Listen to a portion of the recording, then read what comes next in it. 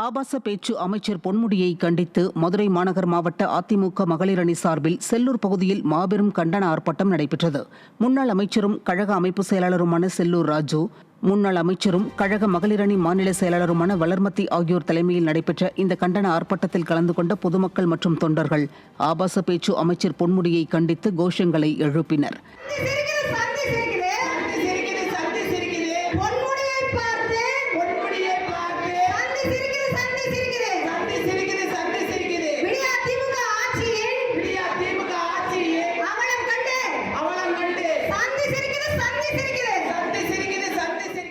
இந்த ஆர்ப்பாட்டத்தில் முன்னாள் சட்டமன்ற உறுப்பினர் அண்ணாதுரை, மாவட்ட நிர்வாகிகள் MS பாண்டியன், வில்லாபுரம் ராஜா, குமார், VPR செல்வகுமார், பறவை ராஜா, மகளிரணி மாவட்ட செயலாளர் சுகந்தி அசோக் உள்ளிட்டோர் கலந்து கொண்டு பொன்முடிக்கு தங்களது எதிர்ப்பை பதிவு செய்தனர். சென்னை சைதாப்பேட்டை அடையார் ஆற்றில் உள்ள ஆகாய தாமரைகளை அகற்ற நடவடிக்கை எடுக்க வேண்டும் என பொதுமக்கள் வலியுறுத்தியுள்ளனர். அடையார் ஆற்றில் பல மாதங்களாக ஆகாய தாமரைகள் அதிக அளவில் இருப்பதாகவும் அவற்றை அகற்ற சென்னை மாநகராட்சி எந்தவொரு நடவடிக்கையும் எடுக்கவில்லை என்றும் அப்பகுதி மக்கள் குற்றம் சாட்டியுள்ளனர். மேலும் அடையார் ஆற்றை தூர்வாரி சீரமைக்க கடந்த 3 ஆண்டுகளில் மட்டும் சுமார் 2000 கோடி ரூபாய்க்கு மேல் நிதி ஒதுக்கப்பட்டுள்ள நிலையில் அடையாறு ஆறு முறையாக சீரமைக்கப்படவில்லை என சட்டப்பேரவையில் முன்னாள் அமைச்சர் தங்கமணி குற்றம் சாட்டியிருந்தார்.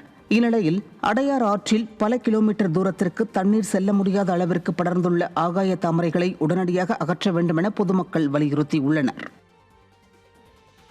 வேலூர் மாவட்டம் குடியாத்தம் அருகே விடியா திமுக MP கதிர் ஆனந்த் திறந்து வைத்த புதிய பயணியர் நிழற்குடையின் மேற்கூரை 2 நாட்களில் இடிந்து விழுந்த சம்பவம் அதிர்ச்சியை ஏற்படுத்தியுள்ளது. சித்தூர் கேட்டில் 11 லட்சம் ரூபாய் மதிப்பீட்டில் கட்டி முடிக்கப்பட்ட பயணியர் நிழற்குடையை திமுக MP கதிர் ஆனந்த் கடந்த 18ஆம் தேதி திறந்து வைத்த நிலையில் மேற்கூரை திடீரென இடிந்து விழுந்தது. பயணிகள் யாரும் இல்லாததால் அசம்பாவிதம் தவிர்க்கப்பட்ட நிலையில் யாருக்கும் தெரியாமல் இரவோடு இரவாக மேற்கூரையை ஒப்பந்ததாரர் சீரமைத்துள்ளார். புதிய பயணியர் நிழற்குடையை அலங்கரித்த பூக்கள் காய்வதற்கு முன்பே மேற்கூரை இடிந்து விழுந்தது அப்பகுதி மக்களிடையே அதிர்ச்சியை ஏற்படுத்தியுள்ளது.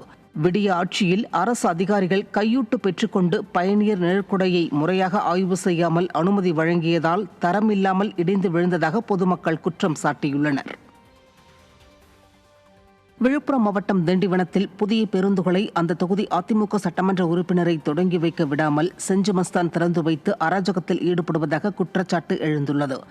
திண்டிவனத்தில் நடைபெறும் அரசு விழாக்களில் மரபுப்படி அந்த தொகுதி சட்டமன்ற உறுப்பினரான அர்ஜுனனுக்கு அழைப்பு விடுக்காமல் தன்னை முன்னிலைப்படுத்தி அமைச்சர் பதவி பறிக்கப்பட்ட செஞ்சு மஸ்தான் தொடர்ந்து அராஜகத்தில் ஈடுபட்டு வருகிறார். சட்டமன்ற உறுப்பினர் அர்ஜுனன் ஆதி திராவிடர் என்பதால் கள்ளக்குறிச்சி தொகுதியில் மட்டும் செஞ்சு மஸ்தான் இதுபோன்ற செயல்களில் ஈடுபடுவதாகவும் மாவட்ட அமைச்சர் போல் செஞ்சு மஸ்தான் செயல்படுவதாகவும் பொதுமக்கள் குற்றம் சாட்டினர். அதிகார திமிரில் ஆடிய ஆபாச அமைச்சர் பொன்முடிக்கு அடிமேல் அடி விழுந்து வருவதை பார்த்தும் பாடம் கற்றுக்கொள்ளாமல் செஞ்சு மஸ்தான் தொடர்ந்து அராஜகத்தில் ஈடுபட்டு வருவதாக பொதுமக்கள் குற்றம் சாட்டியுள்ளனர்.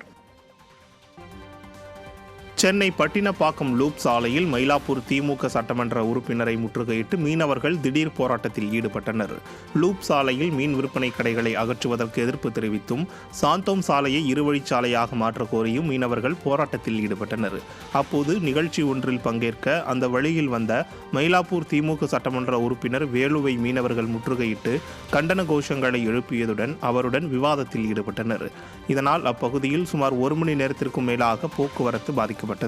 திமுக ஆட்சி மீது மக்களுக்கு இருக்கும் அதிருப்தியின் வெளிப்பாடு எனவும் 2026 தேர்தலில் வாக்கு கேட்டு திமுகவினர் செல்லும் போது இதேபோல் தமிழ்நாடு முழுவதும் முற்றுகை நடக்கும் என மக்கள் விமர்சிக்கின்றனர்.